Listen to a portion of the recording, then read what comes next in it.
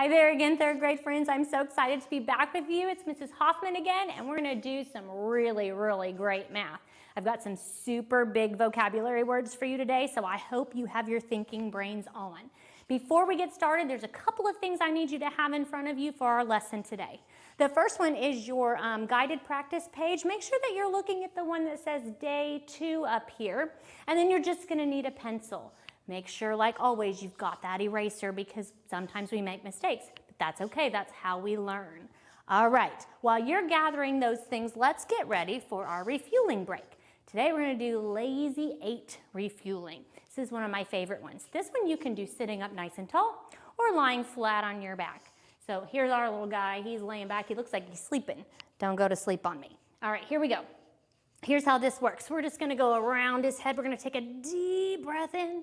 And then we're going to go around his feet and let it out. And we're going to do that 4 times. Are you ready? Sit up nice and tall or stretch out nice and flat. Here we go. Big deep breath in.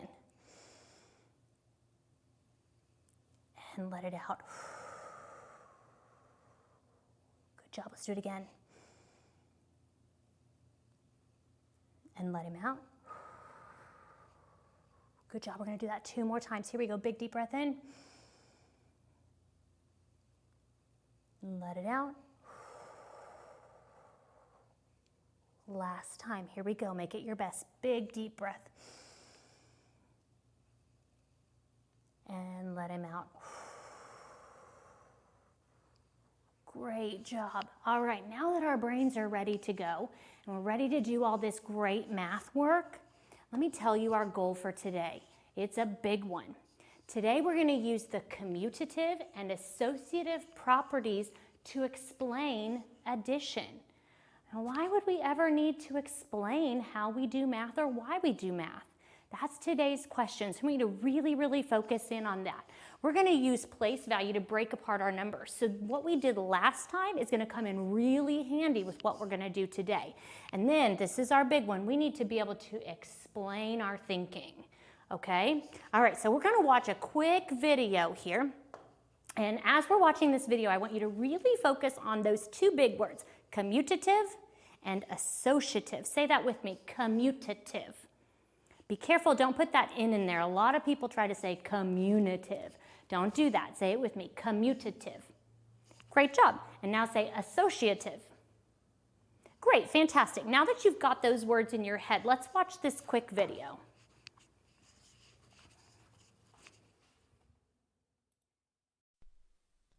The school cooks made 53 turkey sandwiches and 41 ham sandwiches for today's lunch.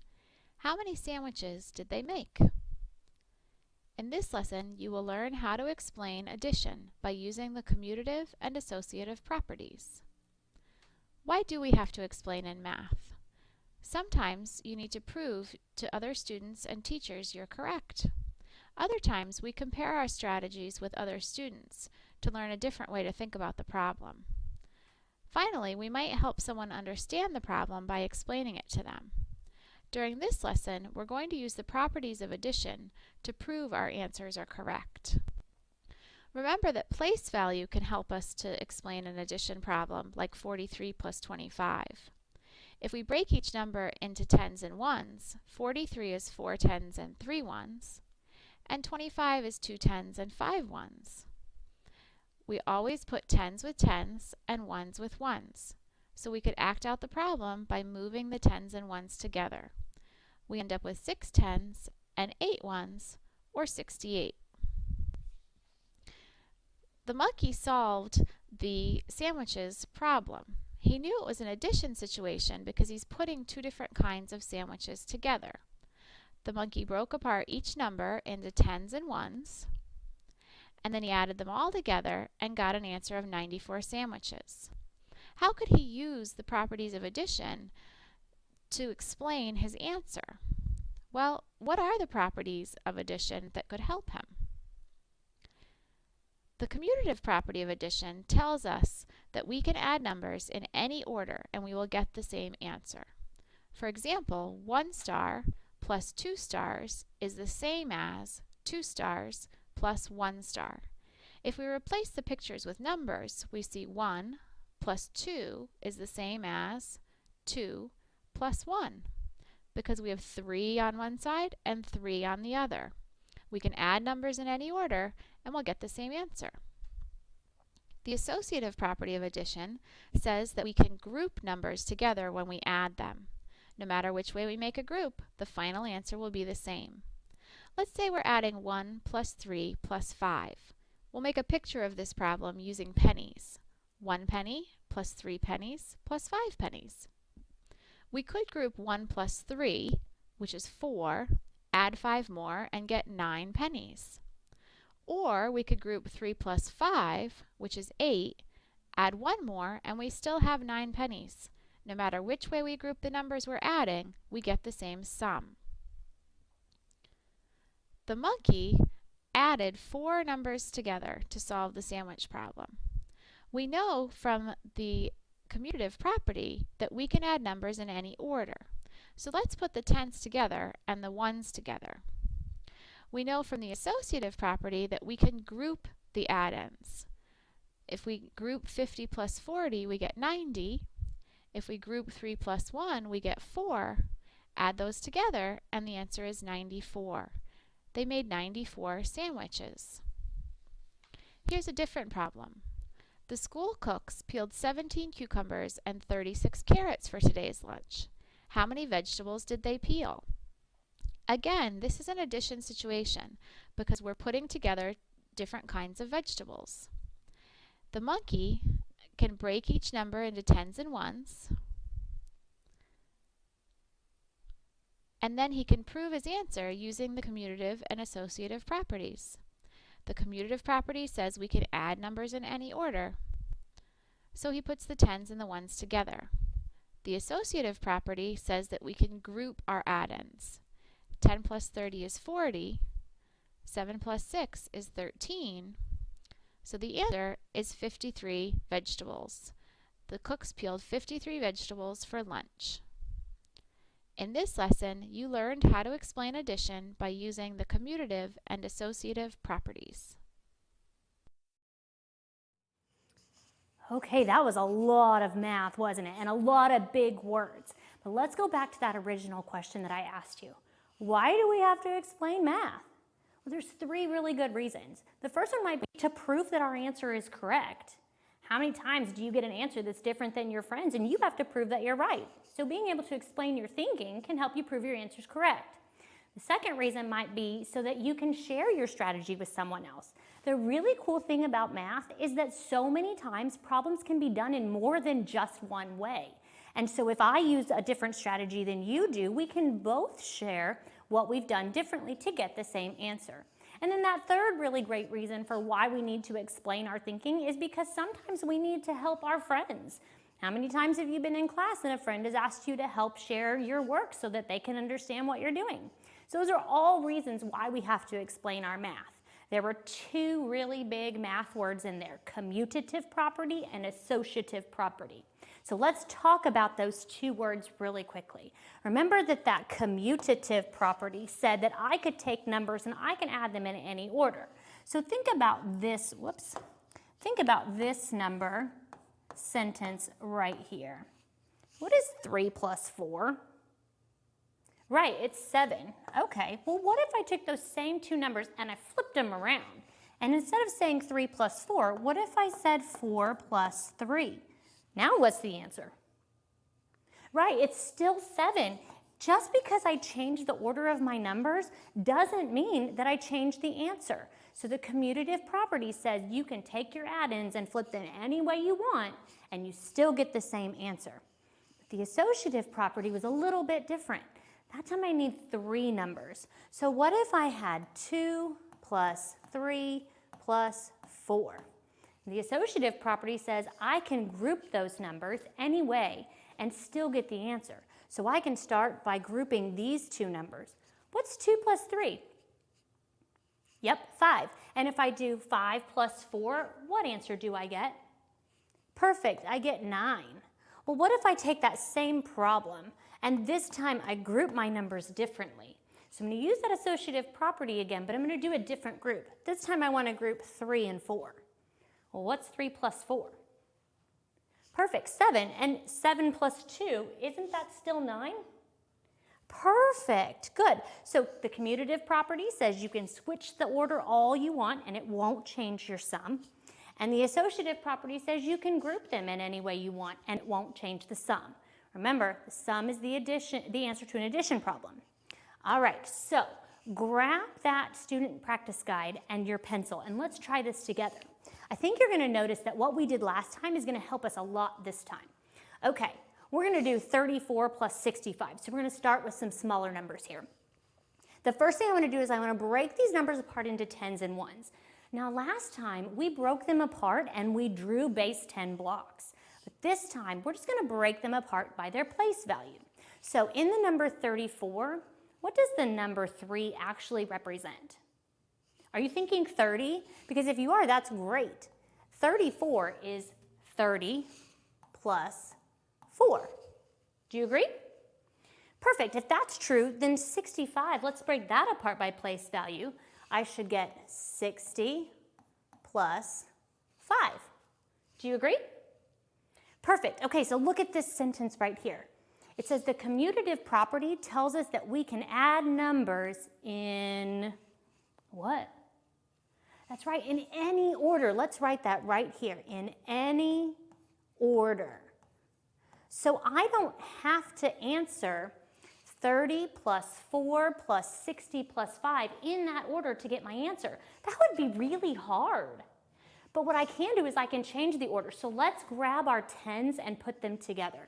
So in this one, I'm going to grab my 30. And in this number, I'm going to grab my 60. Now my tens are together.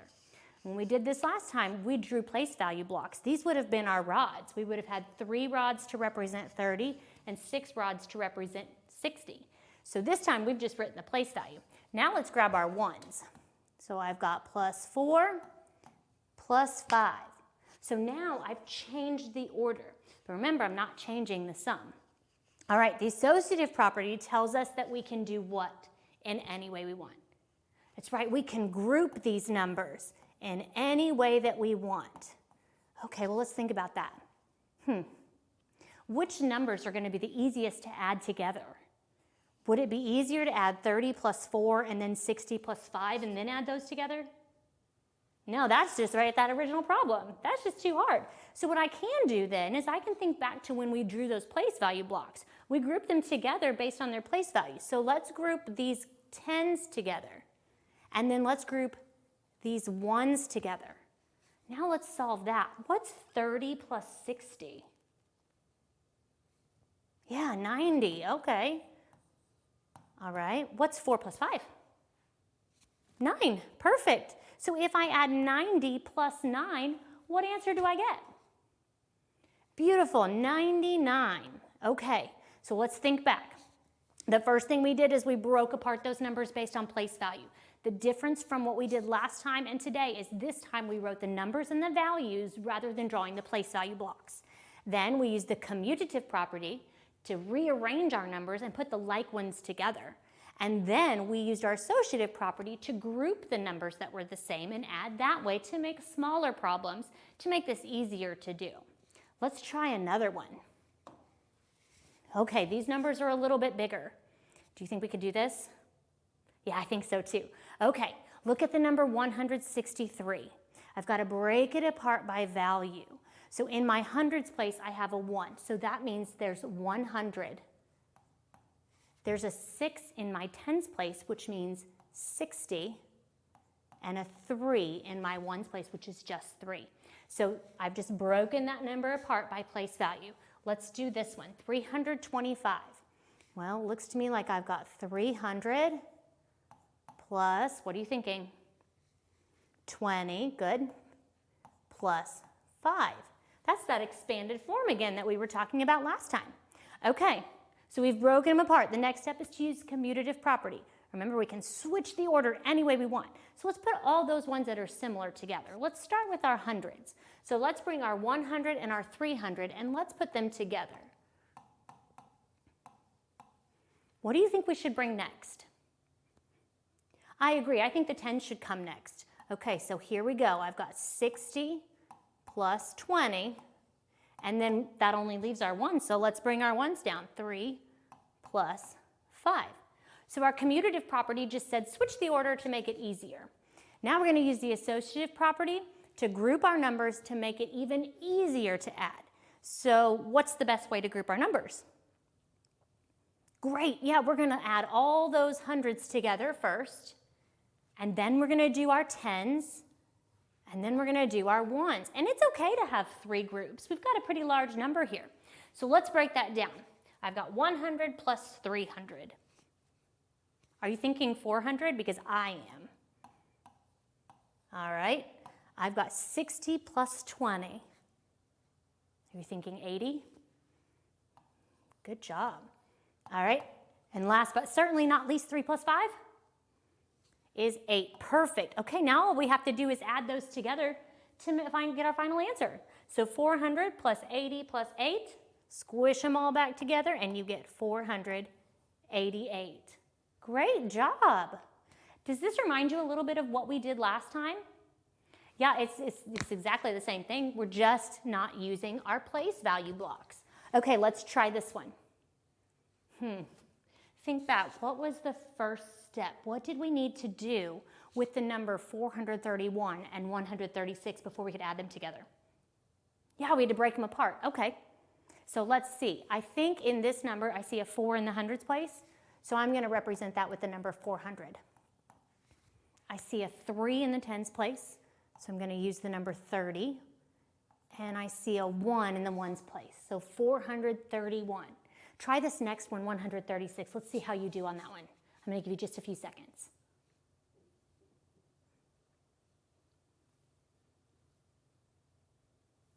Okay, let's see. Did you do 100 plus 30 plus 6?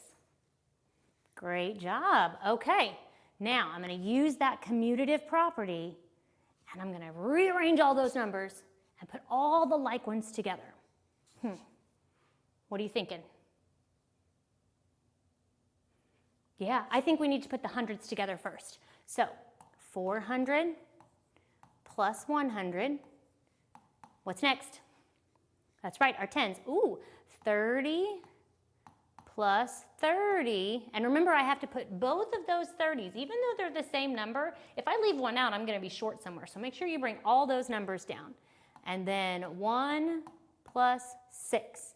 So the commutative property says you can rearrange them any way you want. Now, what does that associative property tell me I can do? Do you remember? Yeah, it says I can group them however I want. So what's the best way to group them? Let's start with our hundreds. And then our tens. And then, of course, our ones. Okay, here we go. 400 plus 100. Beautiful. 500. 30 plus 30. Yep, 60. And 1 plus 6. Perfect, 7. Okay, let's squish it all back together. 500 plus 60 plus 7 gives us 567. How'd you do? Great, okay. Now you try. This time, I'm going to give you just a couple of minutes. Think carefully. You're going to break apart the numbers into hundreds, tens, and ones. You're going to use the commutative property to rearrange the numbers and put the like numbers together. And then you're going to group your like numbers using the associative property and then add and get your final answer. Take just a moment. Let's see how you can do on your own.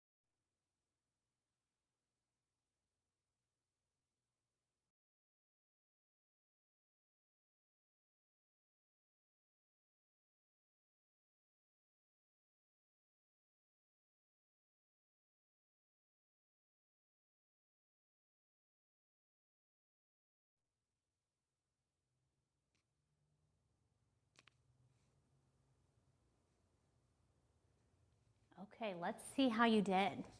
I'm looking at the number 421, and I'm hoping that you broke it apart into 400 plus 20 plus 1. Then I'm going to look at the number 258, and I'm hoping you broke it apart by doing 200 plus 50 plus 8. Did you get that far? Fantastic. Even if that's the only thing you were able to do on your own, that's still really great work because you're able to name the place values and the value of each of the numbers in that number, in that giant number. Okay, using the commutative property, I'm hoping you took those hundreds and put them together. 400 plus 200.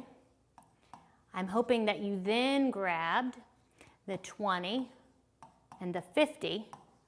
And finally, I'm hoping that you grabbed the 1 and the 8, and that your problem looks similar to this. The last step was then to use that associative property to group those numbers. So I'm hoping you grouped these two, and then these two, and these two. Did you get it? Fantastic, I knew that you would. Okay, here we go. Let's do the final piece of it. Let's add. 400 plus 200 should have gotten you 600.